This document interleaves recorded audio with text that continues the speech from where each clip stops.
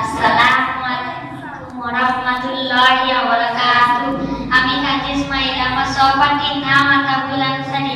আমরা আপনাদের সামনে একটি মুকালমা পেশ করছি। মুকালমার বিষয় হলো জানাজা নামাজ শিক্ষা। নানান ঝামেলায় বড্ড দেরি হয়ে গেল, তাড়াতাড়ি যাই, নাহলে মেলা শুরু হয়ে যাবে, সব শো দেখতে পাবো না। আসসালামু আলাইকুম ওয়া রাহমাতুল্লাহি ওয়া বারাকাতুহু। আরে ইসমাইল ভাই যে এত সকাল সকাল গোসল করে স্কুল নতুন জামা কাপড় পরে এত তাড়াতাড়ি কোথায় চললে? ওয়ালাইকুম আসসালাম ওয়া রাহমাতুল্লাহি ওয়া বারাকাতুহু। আমি ভালো আছি ভাই আতাকুল, তুমি জানো না আজকে আমার কানিদের গ্রামে সন্ধ্যার পর থেকে জমজমাট মেলা হবে, ফাংশন হবে, বাংলা সিনেমা জগতে হিরো হিরোইনরা আসবে, তারা ফাংশনের মধ্যে নাচবে গাইবে, কতই না মজা হবে। তাদেরকে এতদিন মোবাইল এবং টিভির মাধ্যমে দেখেছি, আজকে তাদেরকে সরাসরি সামনাসামনি দেখবো। তাই ভাই সকাল সকাল বেরিয়ে পড়েছি নানিদের বাড়ির উদ্দেশ্যে। তা ভাই আতাকুল, তুমি কেমন আছো, কোথায় চললে? আলহামদুলিল্লাহ, আল্লাহর রহমতে খুব ভালো আছি। আর বলো না ভাই, আমাদের নানিদের গ্রামে একটি মাইয়াত হয়েছে, তাই জানাজা নামাজে শরীক হতে যাচ্ছি। জানাজা নামাজ পড়ে মাটি দিয়ে তারপরে বাড়ি ফিরবো।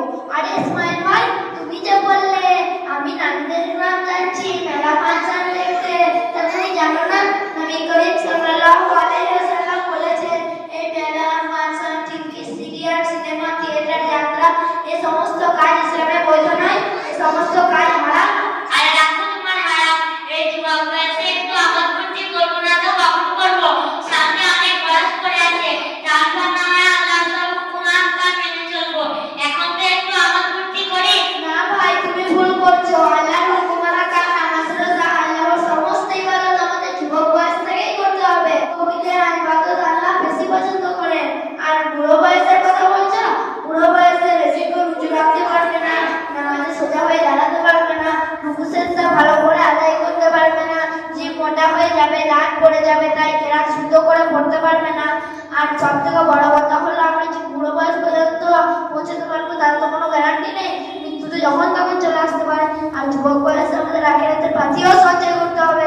কাকুল, আমি এই পর্যন্ত অনেক গুনাহ করেছি, আল্লাহ কি আমাকে ক্ষমা করবে? কেন ক্ষমা করবে না? নিশ্চয়ই ক্ষমা করবেন। আল্লাহ তাআলা কোরআনের মধ্যে বলেছেন, পারা নম্বর 24 সূরার নাম সূরা জুমার, আয়াত নম্বর 52, বিসমিল্লাহির রহমানির রহিম, কুল ইয়া ইবাদিয়াল্লাযীনা আসরাফু আলা আনফুসিহিম লা তাকনাতু মির রাহমাতিল্লাহ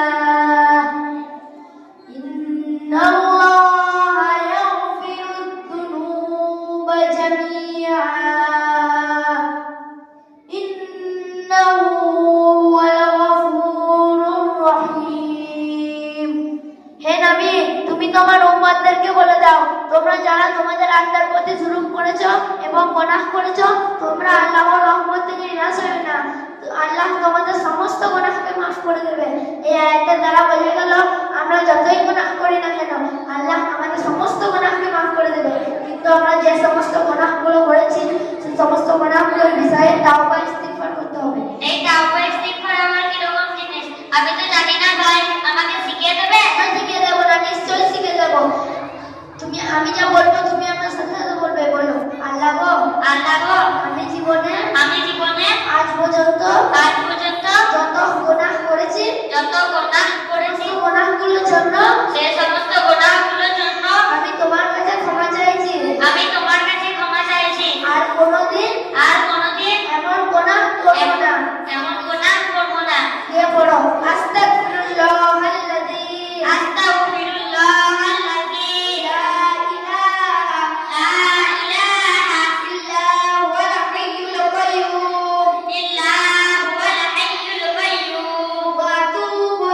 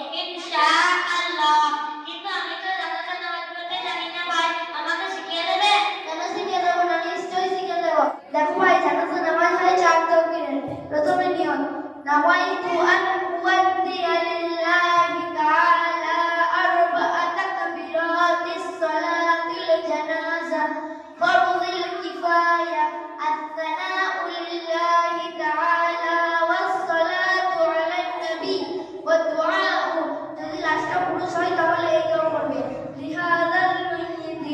যদি লাশটা মহিলা হয় তাহলে এই দোয়া পড়বে লিহাযিল মাইয়িতি। যদি মুক্তাদি হয় তাহলে এই দোয়া পড়বে ইক্তাদাইতু বিহাযাল ইমাম। যদি ইমাম হয় তাহলে এই দোয়া পড়বে আনা ইমামুল লিহাযাল কওম মুতাওয়াজ্জিহান ইলা জিহাতিল কাবাতি। প্রথম তাকবীর অর্থাৎ আল্লাহু আকবার এই নিয়তে নিতে হবে। জানাজা সানা, প্রথম তাকবীরের পর জানাজা সানা। জানাজার সানাটা বলো দেখি শুনি।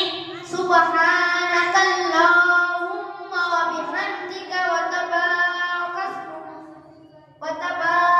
ইসমুকা ওয়া তাআলা জাদ্দুকা ওয়া জাল্লা সানাউকা ওয়া লা ইলাহা গায়রুক। দ্বিতীয় তাকবীর অর্থাৎ আল্লাহু আকবার। দ্বিতীয় তাকবীরের পর দরুদ শরীফ দরুদ ইব্রাহিম যে দরুদটা আপনার নামাজের মধ্যে পড়ি। দরুদ শরীফটা বলো দেখি শুনি। আল্লাহুম্মা সাল্লি আলা মুহাম্মাদিন ওয়া আলা আলি মুহাম্মাদ কামা সাল্লাইতা আলা ইব্রাহিম ওয়া আলা আলি ইব্রাহিম ইন্নাকা হামিদুম মাজিদ। আল্লাহুম্মা বারিক আলা মুহাম্মাদিন ওয়া আলা আলি মুহাম্মাদ কামা বারাকতা আলা ইব্রাহিম ওয়া আলা আলি ইব্রাহিম ইন্নাকা হামিদুম মাজিদ। তৃতীয় তাকবীর অর্থাৎ আল্লাহু আকবার। দ্বিতীয় তাকবীরের পর যদি সাবালক ছেলে হয় এবং সাবালিকা মেয়ে হয়। ভাই সাবালক ছেলে এবং সাবালিকা মেয়ের জন্য কি আলাদা দোয়া? না ভাই, সাবালক ছেলে এবং সাবালিকা মেয়ের জন্য একই দোয়া। দোয়াটা বলো দেখি শুনি। আল্লাহুম্মা ইগফির লিহাইয়িনা ওয়া মাইয়িতিনা ওয়া শাহিদিনা ওয়া গায়িবিনা ওয়া সাগীরিনা ওয়া কাবীরিনা ওয়া যাকারিনা ওয়া উনসানা। আল্লাহুম্মা মান আহইয়াইতাহু মিন্না فأحيه على الإسلام ومن توفيته منا فتوفه على الإيمان। আর যদি নাবালক ছেলে হয় এবং নাবালিকা মেয়ে হয়। ভাই নাবালক ছেলে এবং নাবালিকা মেয়ের জন্য কি একই দোয়া? না ভাই, নাবালক ছেলে এবং নাবালিকা মেয়ের জন্য আলাদা আলাদা দোয়া। দোয়াটা বলো দেখি শুনি। যদি নাবালক ছেলে হয় তাহলে এই দোয়া পড়বে আল্লাহুম্মা জাআলহু লানা ফারাদান ওয়া জাআলহু লানা আজরান ওয়া যুহরান ওয়া জাআলহু লানা শাফিআন ওয়া মুশাফফাআন। যদি নাবালিকা মেয়ে হয় তাহলে এই দোয়া পড়বে আল্লাহুম্মা জাআলহা লানা ফারাদান ওয়া জাআলহা লানা আজরান ওয়া যুহরান ওয়া জাআলহা লানা শাফিআতান ওয়া মুশাফফাআ। চতুর্থ তাকবীর অর্থাৎ আল্লাহু আকবার। সালাম ফিরিয়ে নামাজ পরিপূর্ণ করতে হয়।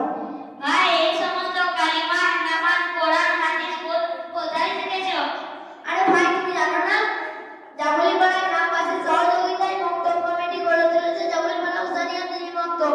সেই মক্তব থেকে আমি কোরআন হাদিস কালিমা নামাজ শিখেছি। ভাই তোমাদের মক্তবে